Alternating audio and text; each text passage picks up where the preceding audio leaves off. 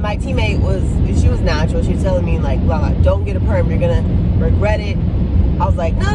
My hair's gonna be so long. You know, I've never really got a perm before. And yeah, it's gonna be nice. It's gonna be great. So I went to this black beauty salon and I got my perm. I walked out of that salon glowing. What's good? It's your girl.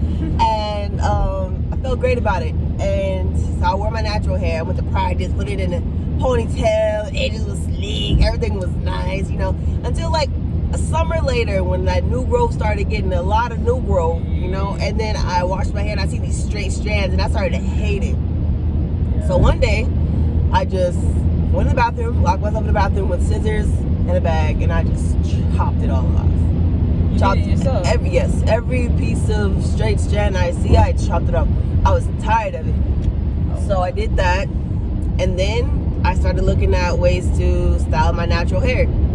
And that's when I got started into doing my own hair. And yeah, so I wore my afro and I loved it. And I became one of the girls that I saw walking around that was confident about their hair. So that's my hair story, my big chop, I guess you can say.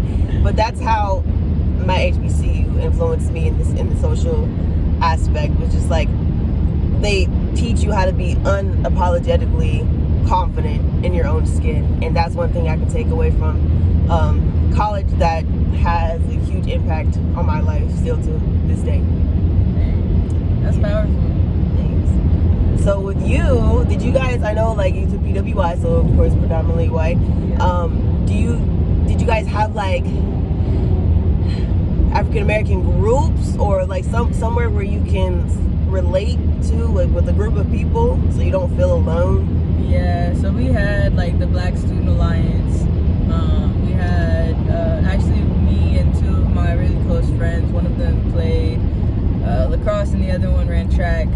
We started a black athlete group on our campus because yeah, it was actually, and now like to this day it's still running, and they're doing different talks and panels and going to like the what is it called?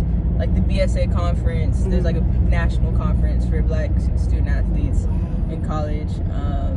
But super proud of them. Shout out. That's but yeah, like it was very important for me especially to find some type of community being at a PWI, where oftentimes when you walk into a classroom where you're going to like the cafeteria or something, the dining hall, and you're the only one. You know, whether that's like as a student in your groups, like your experience is not everybody else's experience.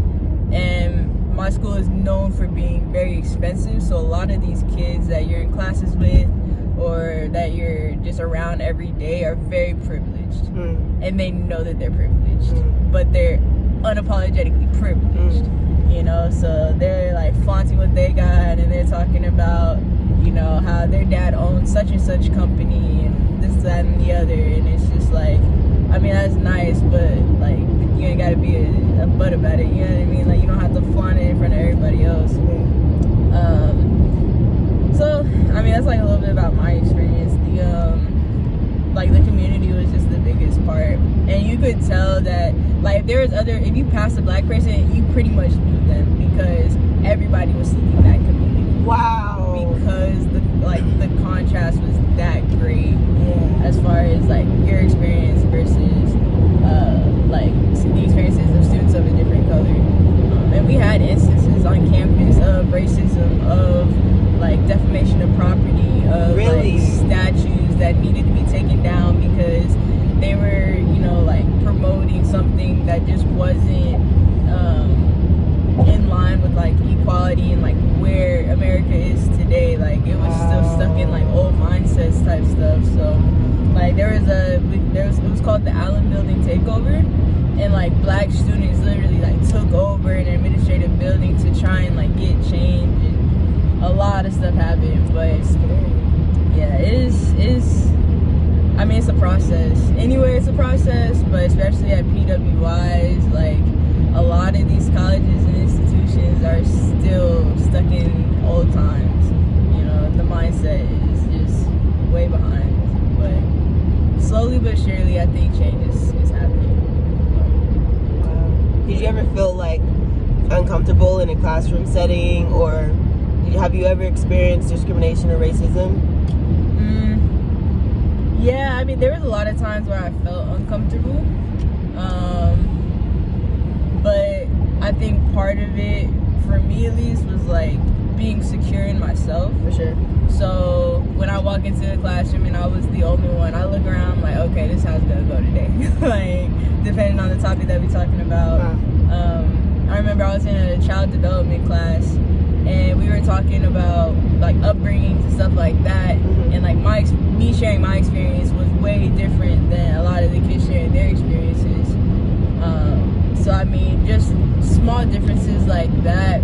But as far as like discrimination, when you're, black at a PWI, I remember I went to the dining hall, and I was, at this point, something was happening with basketball where I was just sick of it. So I changed my backpack.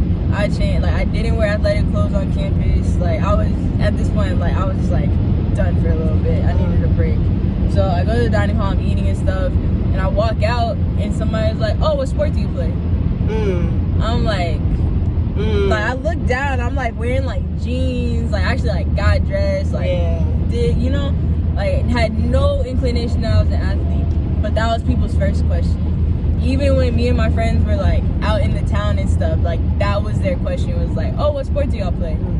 It wasn't like what are you studying or something like that. It's like, that's the only way y'all thought that I could get here? Right. Was by sports? Right. So I mean, small little microaggressions like that happen pretty often. But even when, like, what people don't know is that even if you're great at what you do, you still have to have the grades to get into the school. Exactly. It's not just about being an athlete, because if that were true, then any athlete could do it. But you have to have the athleticism and like the book smart. You have to be intelligent as well to keep up with the classes and keep up with, what's made for you at that school. So it's like not just about me being an athlete, I'm actually intelligent. So and like the schedule that you're required to keep up with, going from like practices, study hall, classes, somewhere in there trying to find a time to eat and sleep and all these other things. Like, your schedule is ridiculous. You just got to be on top of like all of that. So I think if anything, it requires more to be a student athlete in college. Of course. Can you talk about your how was that transition for you from high school going to college, especially going so far all the way across the country? Oh man, it was different. When I first flew to Florida for a visit, it was my first time on a plane. I've never been on a plane. I was 18 years old. I went by myself, and I was excited. You were by yourself? Yeah, I was by myself. I was kind of like nervous, like, oh shoot, I don't know what to do at the airport, and like I was asking around, I was Googling stuff, and mom was like, it's okay, there's signs, like you'll be okay. And I was like, okay. But like I wasn't like, like super scared. I was just like, I got it. I ain't got no problem asking questions, Yeah. So other than that, like I was ready, I was set. They met me at the airport, took me to a really nice hotel, took me to dinner, met some of my teammates, and they were just like, this is why, we want you here. This is what the gym is looking like. The gym is beautiful. I loved it. Locker room was clean. Like, I was like, wow, like, this is amazing, And so, I chose for the A&M. I committed before I left. Coaches definitely put that pressure on you. Like, hey, we want you. Do you want us? And it's like, say later. But, what was the question again? Like, how was that? Transitioning. Yeah. Okay, so it was a shocker for real, because I've never, where I'm from in Palmdale, California, it's a lot of blacks and Mexicans, okay? But like, I've never seen a whole bunch of that much black people in one city ever in my life. Yeah, in one space. Yes. Yeah. And that Southern hospitality is a real thing. I didn't know. They actually stop and let you cross the street. You don't have to run for your life. When you see a stranger, they nod their head to say hello, or they say, hey, how you doing? It's like, do I know you? So like, that's how it was in Cali, because like we didn't do that. And so like I picked up on it, and I became like a nicer person, I guess, with Southern hospitality. And so when I started seeing people, I was like, hey, how you doing? And they were like, hey, baby, how you doing? So, and then their southern accents, it was really cool. So like everybody, and they know like in the South, like even if you don't know somebody, that's auntie. Like I don't know how to explain this.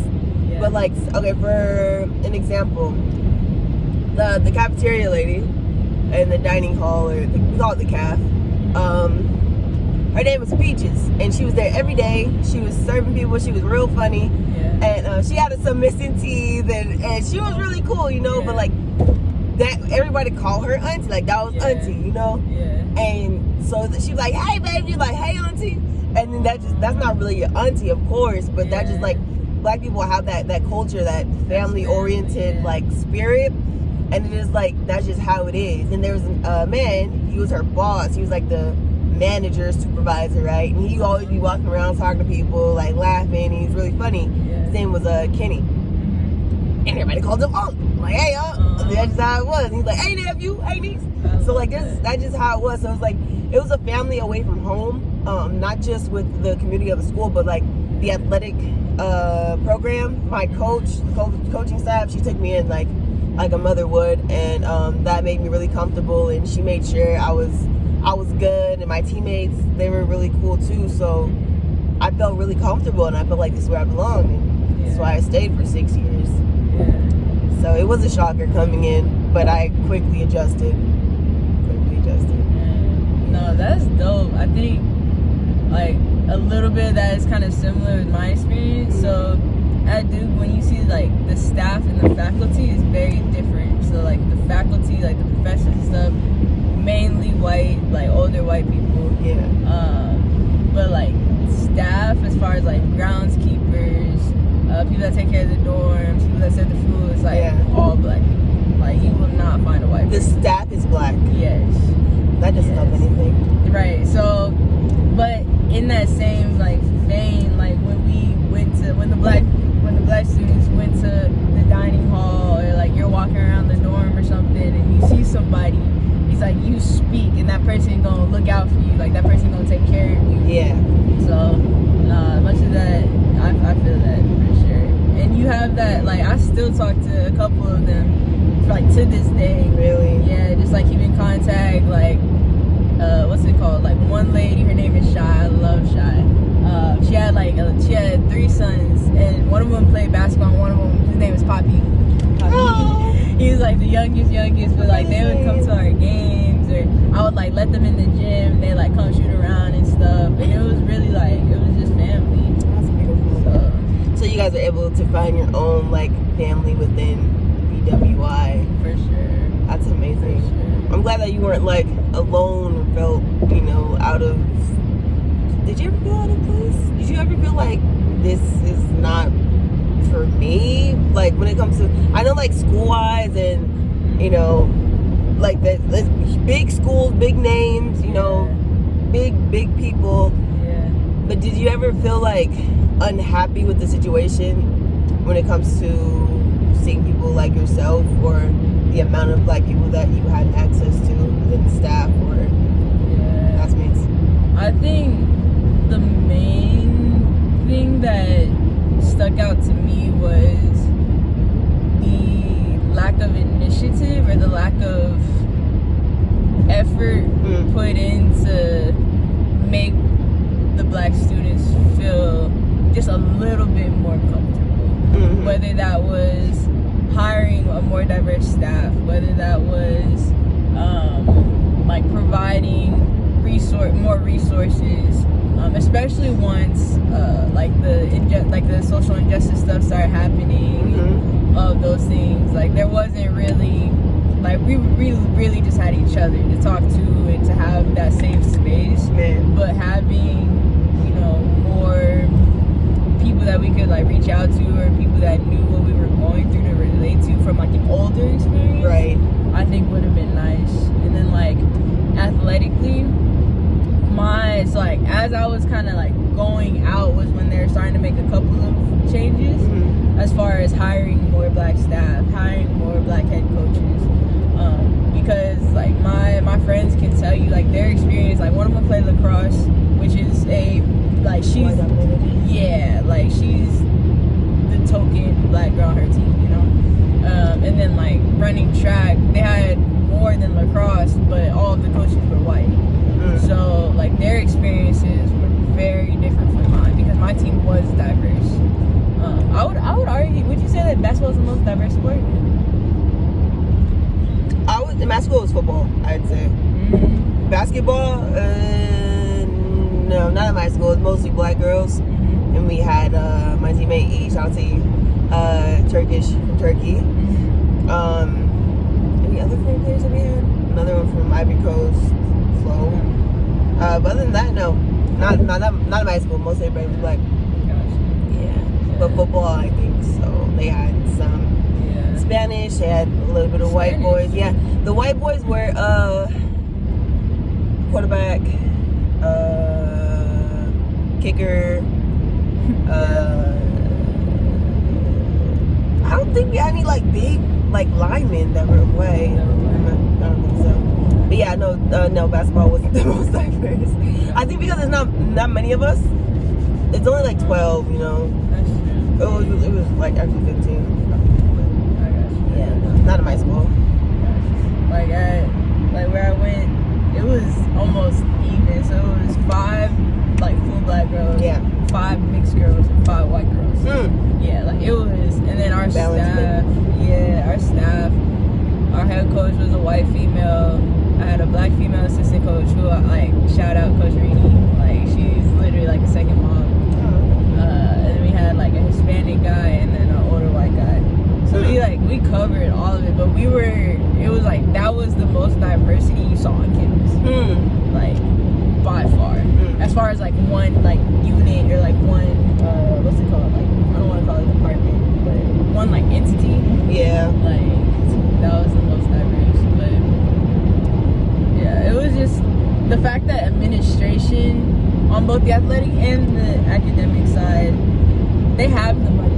Like they always got the money. For sure. It's just a matter like what do you want to do with it? Right. Or like what is your priority in this case? So but how would you talk about like the resources that you're provided, like mental health and how that was impacted being a student athlete but also having, you know, that community there? That's a good question. So resources, I would say our athletic program was not top tier. We went through athletic advisors almost every year.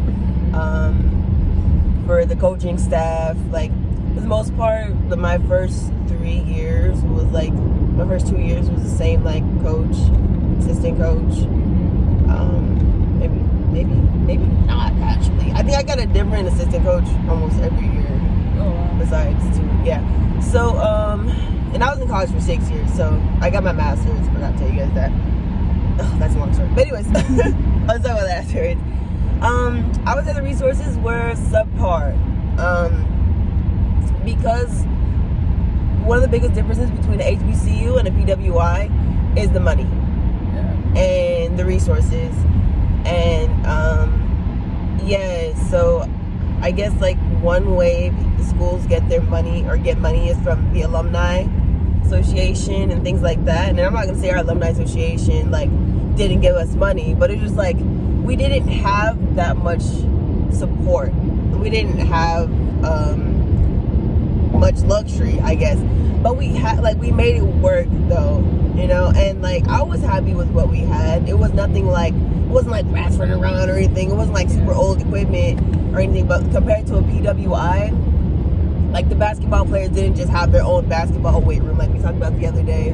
We shared it with the football players, or we did have another weight room, but like sometimes it was like it was closed, or we just didn't go in there. I don't know. It was just, and there wasn't a lot of like staff as well.